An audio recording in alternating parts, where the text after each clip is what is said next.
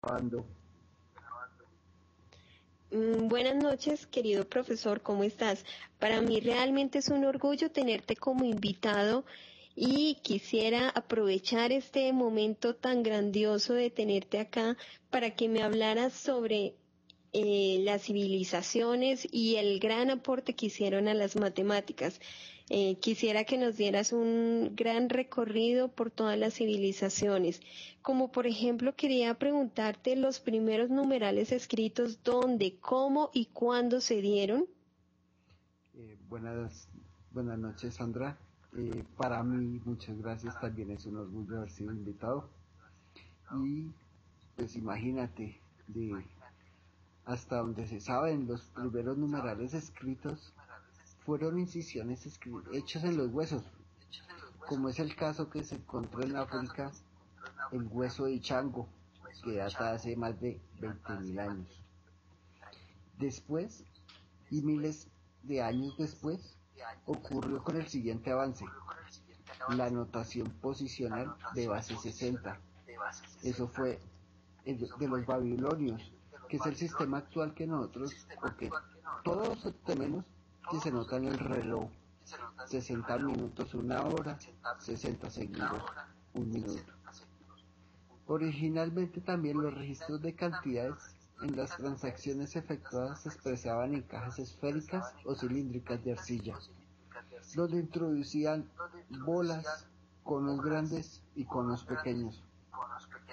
Las bolas tenían un valor de 10, los conos pequeños tenían un valor de 1 y los conos valían 60. Los griegos, al igual que otras civilizaciones como la China, hacían sus operaciones aritméticas utilizando algún tipo de ábaco o tablero con piedrecillas.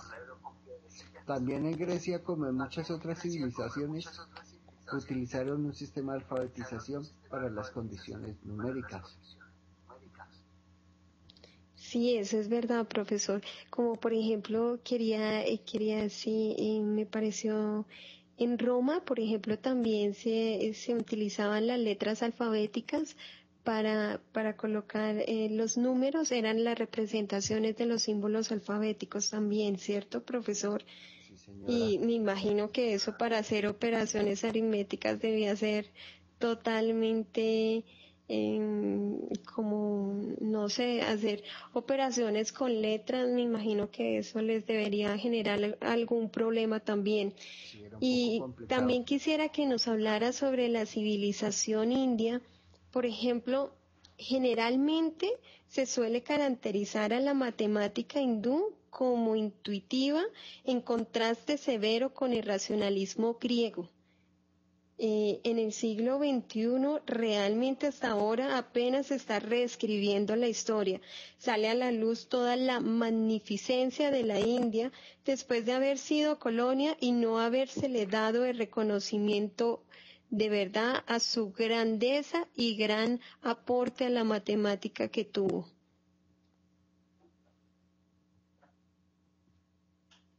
Sí, señora.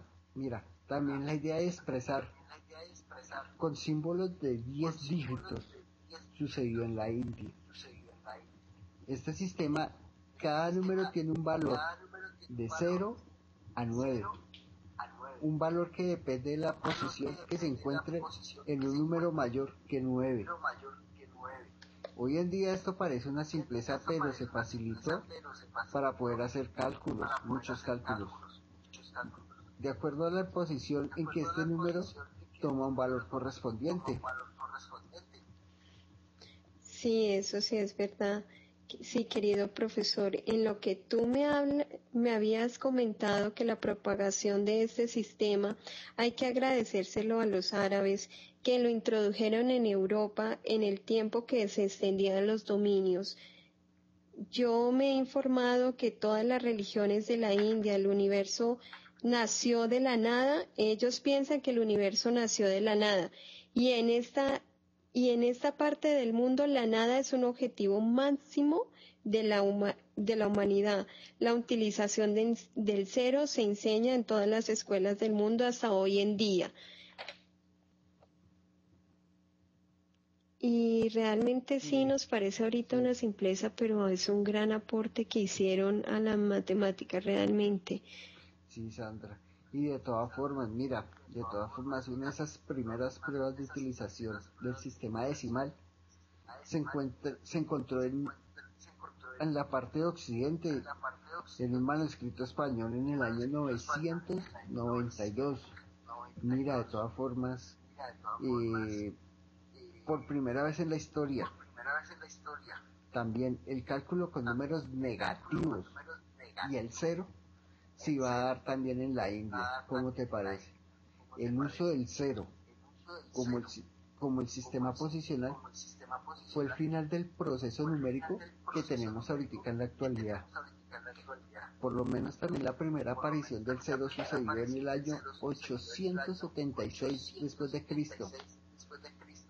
Es posible también que el matemático, ese era indio, Brahmagupta, del siglo VI, fue el primero en teorizar sobre el concepto del cero, no solo como definición de causa nula, sino como posible sumando para números negativos o positivos. Un aspecto que iba a cambiar el mundo para siempre. Ahora se puede anotar números astronómicamente grandes con solo 10 dígitos, del 0 al 9. Imagínate, puede tener también cualquier cantidad de ceros. Sí, sí, profesor. También estuve investigando que en el siglo XVI a los números negativos se les llamaron números absurdos, números que no se podían entender. El rechazo de estos números de seguir de seguir oponiéndose a la utilización de estos números se hizo hasta el siglo XVII, en el que se asentaron sin discusión ya. Curiosamente, lo que hoy parece evidente como los números negativos se resistió tanto. Los árabes lo utilizaron como para representar sus deudas. Profesor, quisiera que hablaras un poquito sobre los cálculos también, los cálculos de los hindúes, cómo eran, qué hacían. Cuéntanos un poquito sobre eso. Sí, mira, también, o sea, los hindúes fueron grandes matemáticos, porque a partir del siglo V efectuaron la multiplicación por medio de un procedimiento que lo conocían ellos con el nombre de cuadrículas. Más tarde lo utilizaron los árabes y ellos lo llevaron a Europa y allí se conoció con el nombre de gelosía. Sí, profesor. Em, ya que nos hablaste un poquito sobre eso, también quisiera hacer como referente, el tiempo es tan pequeño, desafortunadamente, quisiera que nos hablaras ahora sobre, yo escogí un personaje solemne para mí, porque fue un gran representante, sobre todo lo que yo investigué, fue un grande representante de los cálculos, es Al-Khwarizmi. ¿Me pudieras hablar un poquito de él? ¿Qué conoces de él? ¿Cómo hicieron sus cálculos? ¿Qué hizo para introducirlo realmente a Occidente? ¿Qué fue lo que nos aportó a la matemática? Mira, Al-Khwarizmi, él fue pues una persona que no empleaba signos de ninguna clase, solo usaba palabras. Él creó el nuevo lenguaje matemático que se llama álgebra. En su libro Cálculo por reducción y disminución. Y él también fue además el responsable de la llegada de los conceptos a Europa occidental.